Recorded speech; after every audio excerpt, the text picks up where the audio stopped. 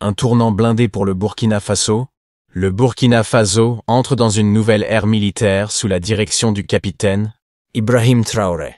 Face aux menaces persistantes dans la région sahélienne, le pays vient de recevoir une livraison historique de plus de 400 équipements militaires chinois, incluant des blindés VN-22B, des mortiers PLL-05 et des lance-roquettes SR-5. Ce renforcement massif des capacités opérationnelles marque un tournant stratégique pour la souveraineté nationale et la sécurité des populations. Dans cette vidéo, nous allons analyser comment cette acquisition transforme le rapport de force au Burkina Faso, en mettant en lumière le rôle central d'Ibrahim Traoré dans la supervision des opérations, la coordination des troupes et la modernisation de l'armée. Une révolution silencieuse est en marche, et elle roule sur chenilles blindées. Chapitre 1. La puissance du matériel chinois. La livraison des équipements militaires chinois au Burkina Faso n'est pas une rumeur. Elle est documentée, filmée et confirmée par plusieurs sources officielles. Les VN-22B, véhicules blindés de soutien, sont conçus pour la mobilité rapide et les frappes précises. Dotés de canons automatiques de 30 mm et de systèmes de visée avancés, ils permettent aux troupes burkinabées de riposter efficacement aux attaques asymétriques dans les zones urbaines et rurales. Les mortiers PLL-05, quant à eux, offrent une double capacité, tir indirect en cloche et tir direct en ligne de mire. Cette polyvalence est cruciale dans les terrains accidentés du Sahel, où les groupes armés se retranchent dans des villages ou des zones rocheuses. Enfin, les lance-roquettes SR-5 permettent des frappes à longue portée, idéales pour neutraliser les camps ennemis avant même qu'ils ne puissent riposter. Une stratégie de déploiement supervisée. Depuis son arrivée au pouvoir, Ibrahim Traoré ne se contente pas de commander à distance. Il supervise personnellement les exercices militaires, les déploiements stratégiques et les opérations de sécurisation. Les axes routiers, les zones frontalières et les points névralgiques du pays sont désormais mieux protégés, grâce à la mobilité accrue des troupes et à la puissance de feu des nouveaux équipements. Cette approche proactive permet une réponse rapide aux menaces terroristes, tout en renforçant la confiance des populations locales.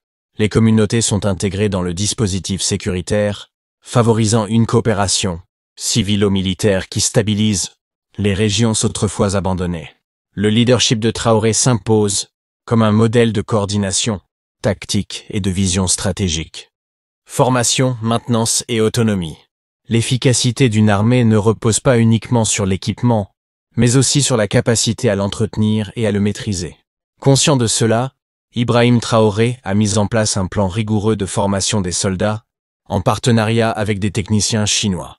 Les équipes locales sont formées à la maintenance des blindés, à l'utilisation des systèmes d'armes et à la logistique opérationnelle. Ce transfert de compétences vise à rendre le Burkina Faso autonome dans la gestion de son arsenal. L'armée burkinabé, longtemps critiquée pour son manque de moyens, devient progressivement une force crédible et respectée. Les entreprises locales bénéficient également de cette stabilité.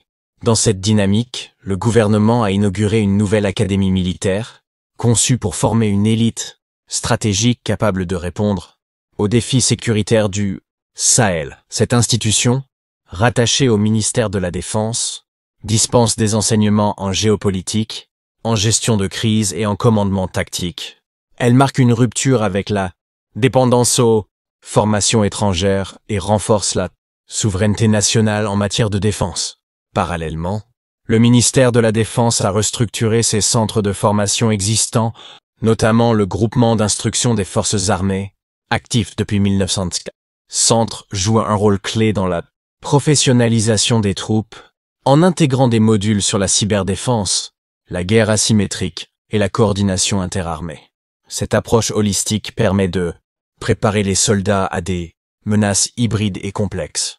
La montée en compétences des forces armées s'accompagne d'un effort pour intégrer les entreprises locales dans la chaîne logistique militaire. Des partenariats ont été établis avec des ateliers de mécanique, des fournisseurs de pièces détachées et des spécialistes en électronique. Cette synergie entre le secteur civil et militaire stimule l'économie nationale tout en consolidant l'autonomie stratégique du pays.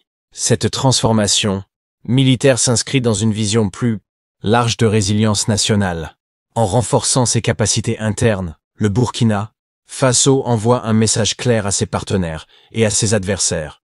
Il est désormais capable de défendre son territoire, de protéger ses citoyens et de bâtir une paix durable fondée sur la compétence, la discipline et l'innovation. Le Burkina Faso, un nouvel acteur régional, avec plus de 400 équipements militaires chinois déployés, le Burkina Faso ne joue plus en défense. Il redéfinit les règles du jeu. Sous la houlette d'Ibrahim Traoré, le pays passe d'un statut vulnérable à celui d'un acteur stratégique en Afrique de l'Ouest. Cette transformation militaire, couplée à une vision politique audacieuse, force les observateurs internationaux à réévaluer leur perception du Burkina Faso. Ce n'est plus seulement une question de blindés, mais de souveraineté, de résilience et de leadership. Le Burkina Faso avance, armé de détermination et de technologie, vers un avenir où la sécurité n'est plus un luxe, mais une réalité. Porté par une vision panafricaniste inspirée de Thomas Sankara, Ibrahim Traoré incarne une rupture avec les modèles de gouvernance traditionnels. Sa stratégie repose sur l'autonomie militaire, la coopération sud-sud et la refonte des institutions. Cette posture attire l'attention des pays voisins, qui voient en Ouagadougou un laboratoire de résilience face aux menaces transnationales. Le renforcement des capacités militaires s'accompagne d'une diplomatie offensive. Le Burkina Faso multiplie les forums régionaux, comme celui de Dakar en octobre 2025, où son Premier ministre a défendu une gouvernance africaine fondée sur la souveraineté et l'innovation sociale. Ce positionnement transforme le pays en interlocuteur incontournable dans les débats sur la sécurité du Sahel. Enfin, cette montée en puissance ne se limite pas au terrain militaire. Elle s'inscrit dans une transformation structurelle, plus large, industrialisation, réforme agraire, renaissance culturelle. Le Burkina Faso ne se contente plus de survivre. Il aspire à inspirer. Et dans cette ambition, il trace une voie que d'autres nations africaines pourraient bien suivre. Abonne-toi pour ne rien rater des prochaines révélations sur la montée en puissance du Sahel. Laisse ton avis en commentaire. Cette stratégie est-elle un modèle pour l'Afrique ou une exception à suivre de près?